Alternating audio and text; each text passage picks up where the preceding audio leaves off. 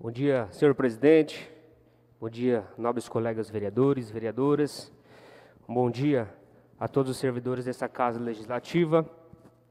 E um bom dia a todas aquelas pessoas que nos acompanham via redes sociais, Folha do Cone Sul, na página da Câmara, enfim, a todos os canais de comunicação do nosso município.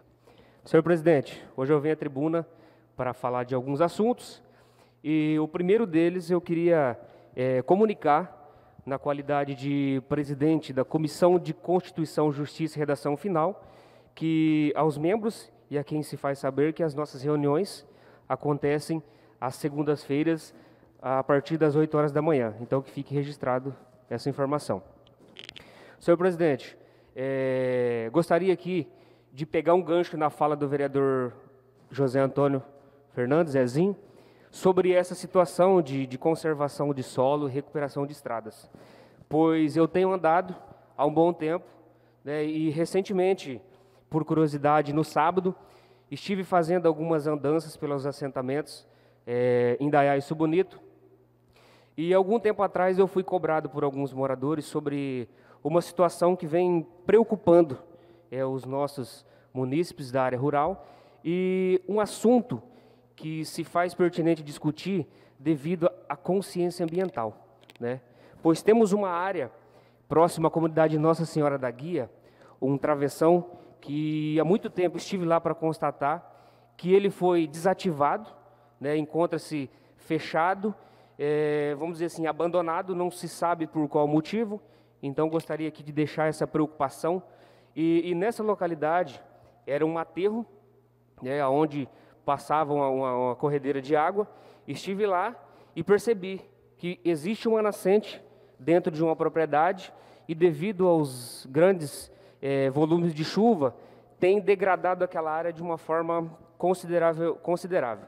Então, assim, a nossa preocupação ambiental, eu como jovem, né, estou sendo cobrado e penso no futuro e que nós devemos trabalhar juntamente com a Secretaria de Obras, com a Secretaria de Meio Ambiente e também a Secretaria de Agricultura, para a gente estar mapeando esses locais, como o vereador disse, para a gente estar trabalhando um projeto de recuperação, né, plantar, de repente, algumas espécies nativas, para também estar ajudando, pois nós vemos aí essa dificuldade, né, e nós não podemos deixar que essas áreas sejam degradadas, não só o solo, mas também a conservação dos recursos naturais. Então está lá para todo mundo ver, registrei, tenho fotos, tenho vídeos. Então a gente precisa se preocupar, não só no Indaiá, mas temos áreas no Subonito, Boa Sorte, Tamacavi. Então, nesse sentido, essa preocupação, a gente deve desenvolver projetos nesse sentido, né? Parabéns ao vereador Zezinho por essa preocupação, acho que todos os vereadores têm essa preocupação e nós, em breve, iremos estar buscando mecanismos para estar resolvendo esses problemas. É lógico que parece ser cedo, né? Assumimos o mandato aí, o prefeito, há pouco mais de 60 dias, mas é algo que nós vamos discutir durante toda essa nossa caminhada para estar sanando. Isso pode ter certeza que é uma cobrança deste vereador e dos demais vereadores. Também, senhor presidente, gostaria aqui de levantar uma discussão sobre um assunto polêmico referente à Covid-19. Por esses dias estive conversando com alguns comerciantes, moradores da cidade, do sítio também, referente a essas medidas que estão sendo tomadas para poder tentar frear essa contaminação. A gente sabe que é difícil e qual que é o assunto a ser discutido? Existem alguns comerciantes, principalmente bares, restaurantes e lanchonetes, que, dentre esse decreto, foi-se proibido a colocação de cadeiras e mesas, e nesse sentido, eles estão se sentindo prejudicados, pois diminuiu o fluxo de clientes, né, pois não poder ali estar desfrutando do serviço dessas empresas, e acaba, de uma forma ou de outra, prejudicando. Então, assim, a gente sabe que temos que conter, temos que ter esse distanciamento social, mas o alerta é o seguinte: esses comerciantes precisam ser ouvidos, né, de perto. A gente sabe que tem um representante da associação comercial que participa desse comitê, mas a gente não sabe até o momento de que forma que estão sendo discutidos, né, reclamações desse setor.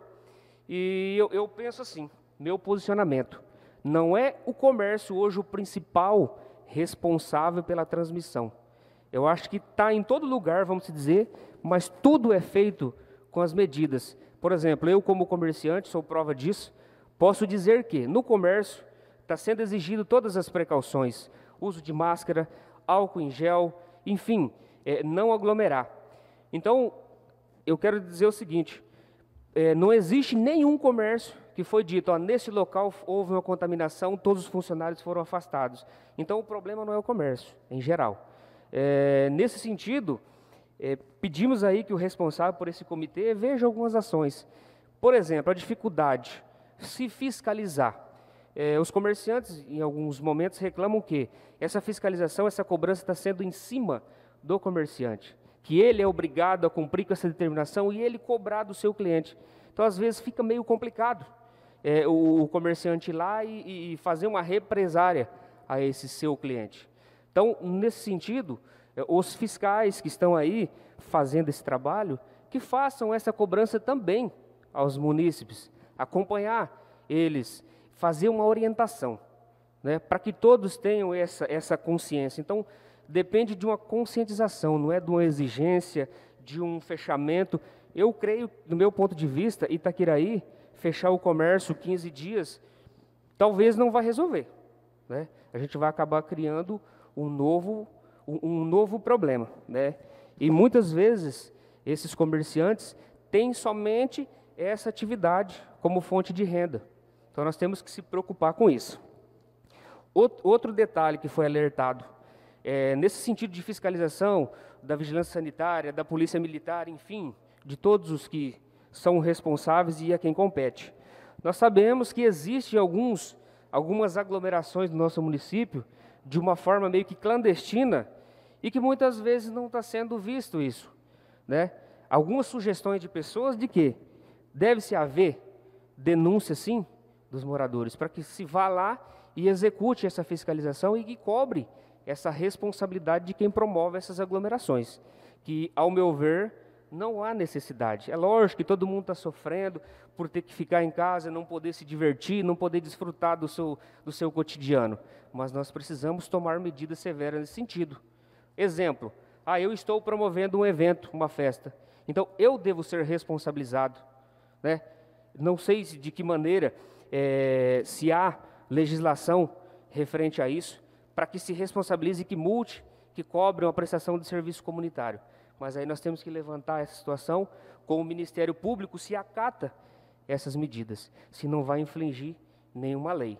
Então, é nesse sentido que eu venho falar em nome dos nossos comerciantes, dos nossos munícipes, nesse sentido, porque depende de mim também fazer a minha parte, não esperar com que o poder público tome as ações de forma engessada, porque é fácil, todo mundo cobrar do político. Está aumentando os casos, está acontecendo isso, acontecendo aquilo, e jogar responsabilidade ao prefeito, aos vereadores, aos deputados, ao presidente, se eu não faço a minha parte.